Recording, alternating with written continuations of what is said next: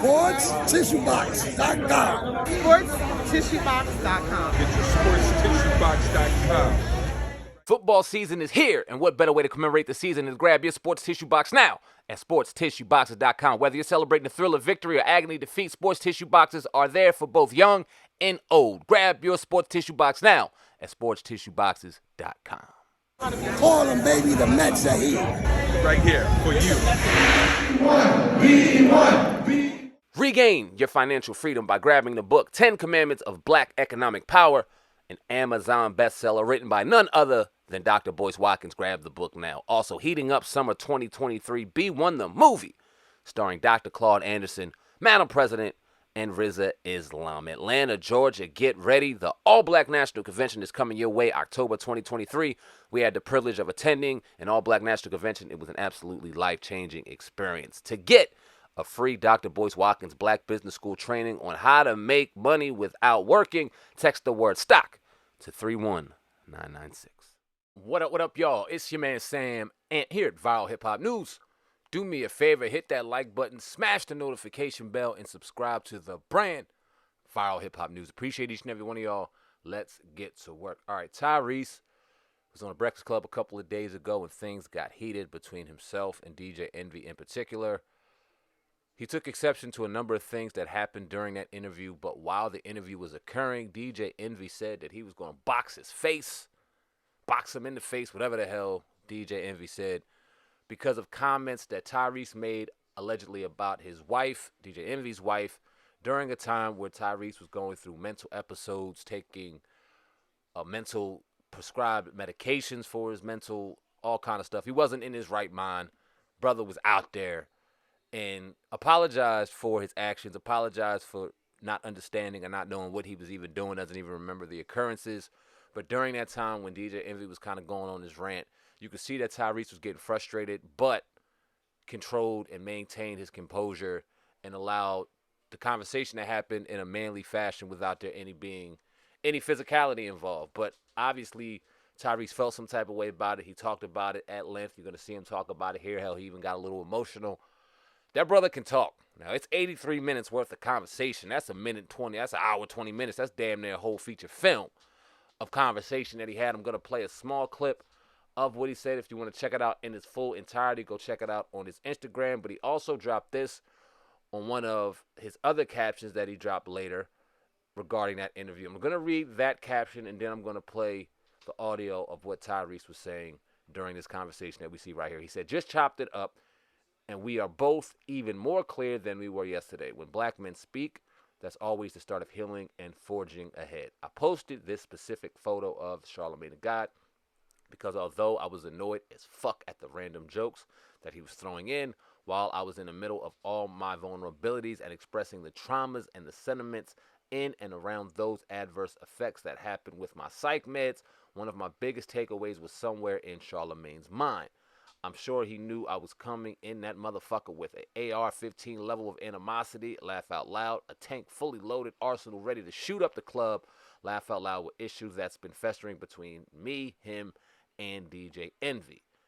So every time we cracked a joke, it was annoying and felt insensitive, but it was strategic because he knew if he doesn't figure out a way to keep this shit light, ... A grown man telling another grown-ass man that he wanted to, quote, "I wanted to box you in your mouth," or whatever that weak shit was, would have went into levels that none of us would have wanted it to get to. I'm going to stay on this journey and hope in our own way we have more black men to speak openly and unpack hard conversations about real shit that's been said of festering. Love Transaction, my new single, just went live, available on all streaming platforms. I Don't Think You've Ever Loved Me by Lenny Kravitz just went live, available on worldwide platforms. If you really wanted to know what I'm on, I put my whole heart into every lyric in the song of these two singles. So that's just a little bit of a caption of what Tyrese was talking about. Stay tuned. Listen with both ears very carefully to what Tyrese says in these, I'd say, 19 minutes worth of conversation that I was able to record. Like I said, it was an 83-minute conversation in totality, as well as numerous other lives that he did after this. I don't know if he's pissed. I don't know if he's a little bit of everything. You're going to see a seasoning full of everything in this conversation. But without further ado, let's listen to what Tyrese has to say.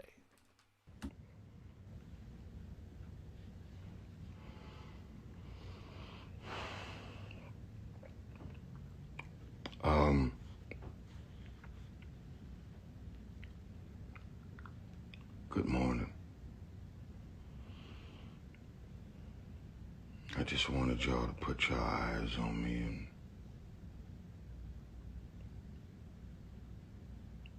I got a lot of people texting and calling and all in my comments and thinking about the obvious things, right? Man, I must be triggered. I must be annoyed. You know, I got people like, check on Tyrese. Y'all go check on him. Because y'all know that was a very, very hard conversation to have. Some very big,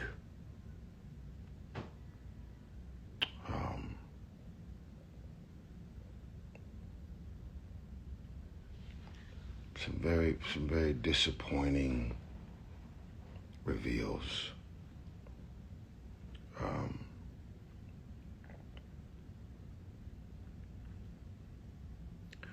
And I'm gonna make a choice.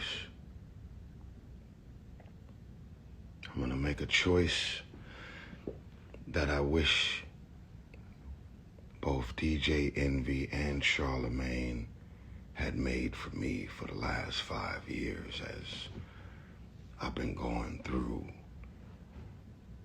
too many things.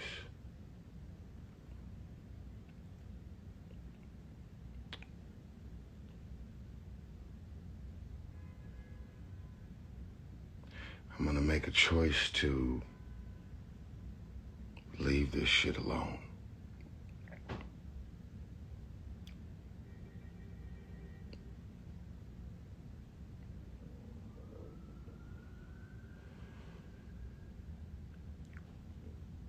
Yeah.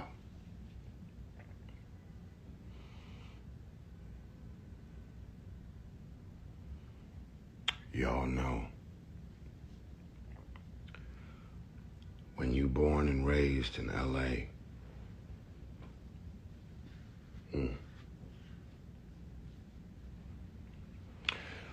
when you born and raised in Watts in South Central LA, see, it's one thing to know hood niggas, it's another thing to be a hood nigga. And y'all know, real niggas know, the moment that he said, I should box you in your mouth or whatever the fuck that was, it took everything in me to stay seated in that seat.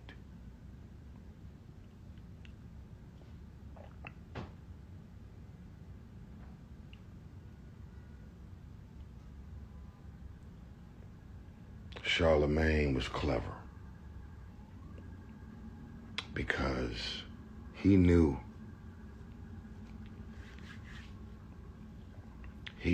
that they've been going at me for 5 years, and I've responded only a few times publicly, but for the most part, they knew that I was coming. And they knew that we was gonna have that conversation. So everybody that's speaking to the same thing that I've spoke to, you're this voice, you've got books, you're this champion, outspoken man that represents all things mental health.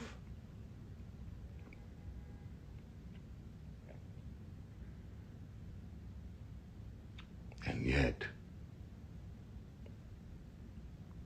I've lost count of the amount of times that he's contributed to the stresses in and around my mental health.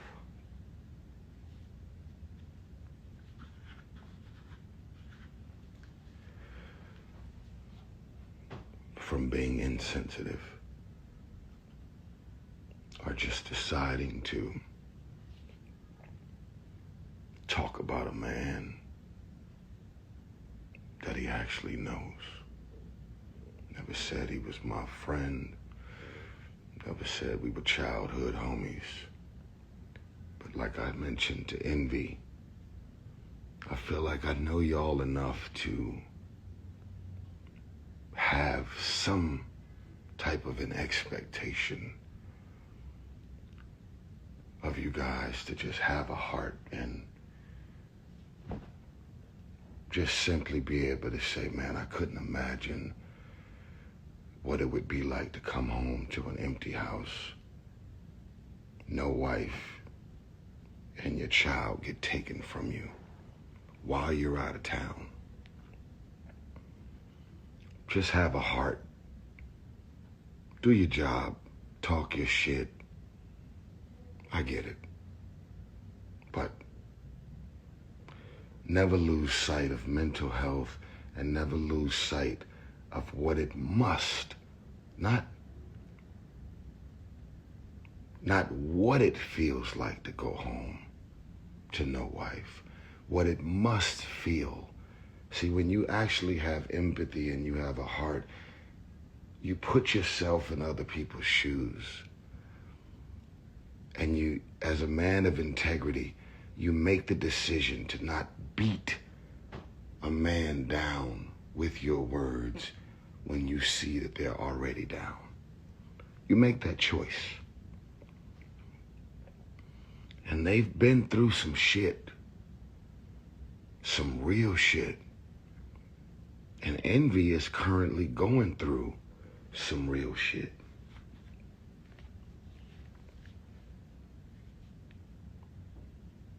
But I've made the choice to not beat anybody down while they're down.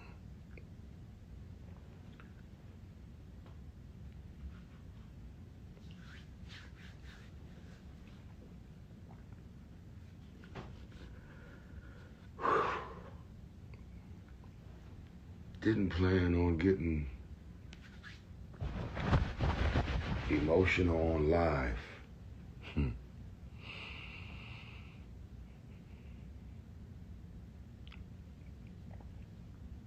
Y'all know I could use my words.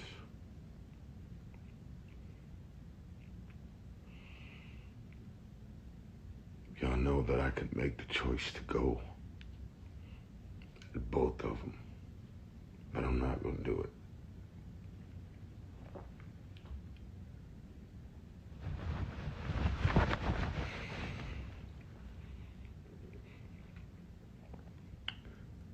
The choice that I'm going to make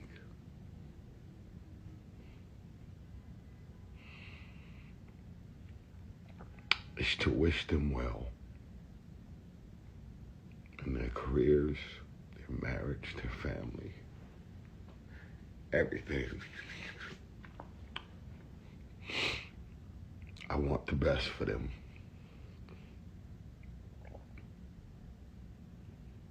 I really do. I want to say thank you to Jess. I hope they add you to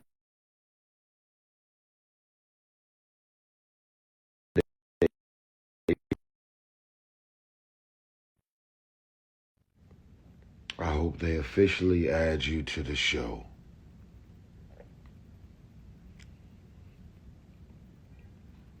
And I hope nobody attacks you or come at you because you actually had the only heart in the room. So I'm in the middle of expressing my vulnerabilities and all this stuff that I've been carrying and festering from certain things that they've said and choices they've made and how they've went about being insensitive about my stuff. I appreciate Jess. for just stepping in and wanting to keep the conversation going. Definitely didn't plan on getting emotional live, but it's all fresh.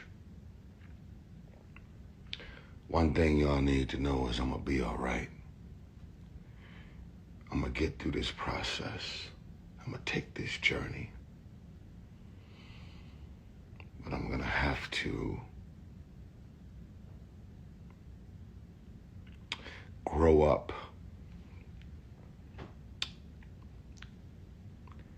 When you think of life, you're gonna have to start thinking of it as stock. And there's areas of stock in your life where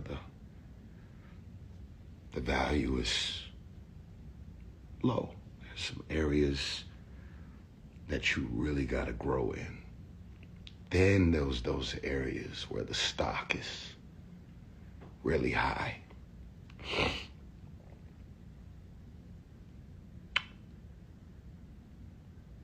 And for everybody who knows me,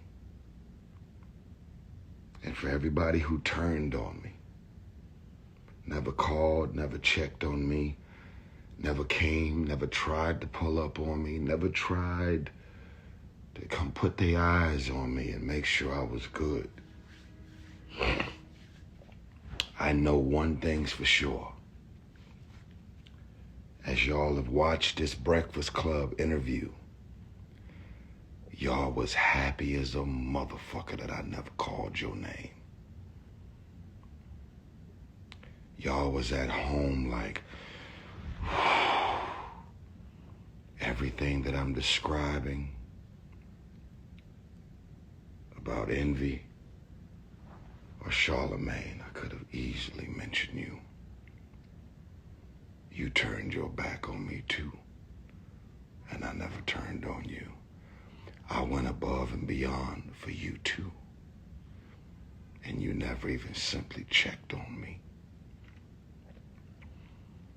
You were at home. Please don't let this nigga bring me up or bring me into the conversation. Don't worry about it. You're good. You know what you did. And you know what you didn't do. And you know what you should have did that you never did. And I wish you well too. The area in my life where the stock is low, I want to talk about the areas where the stock is high. The areas in my life where the stock is low is for some reason, by now,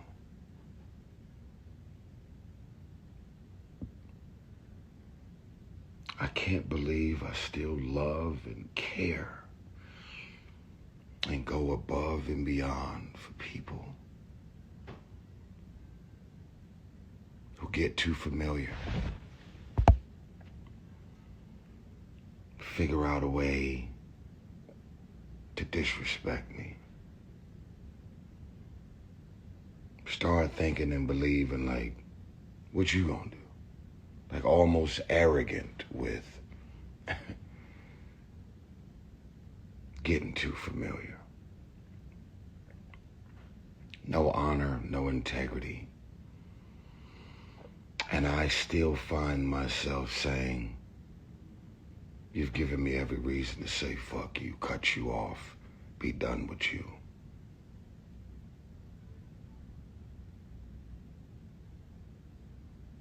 But I'd much rather talk to you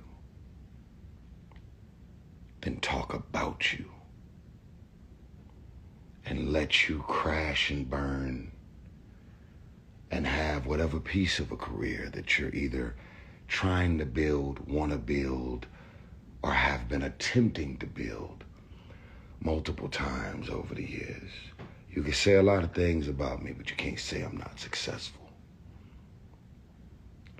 And when you see self-sabotage and self-defeat happening right in front of you. And you go above and beyond to pour into that man or that woman, and you hold their hand and you try and mentor them and pour into them and be there for them, even if you're on the receiving end of their fuck shit.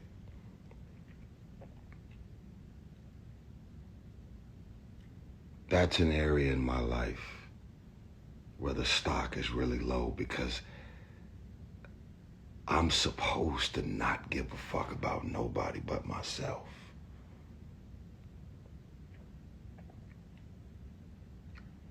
But I just ain't been able to tap into my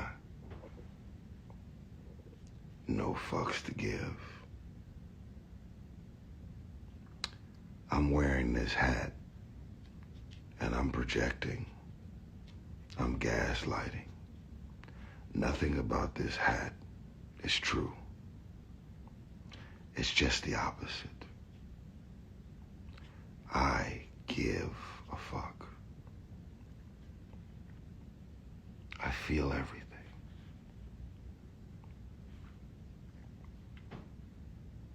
I'm not perfect. I've pissed people off. I've irritated people. I've made people feel like the things that I've said and done has disrespected them. I've had people to tell me I've disrespected them. But the moment that I'm aware of something that I either said or did, even if I don't agree with something that you said, I said, or did, I apologize. Because the way I feel about whatever I said or did that made you feel like I said or did something that disrespects you, that's actually the way I made you feel. And one of the things that I've learned about apologize, you have to apologize by allowing someone to feel the way they feel. Don't flip it, don't manipulate it, don't gaslight it, don't disown their feelings. Or make them feel like you're disowning their feelings. However,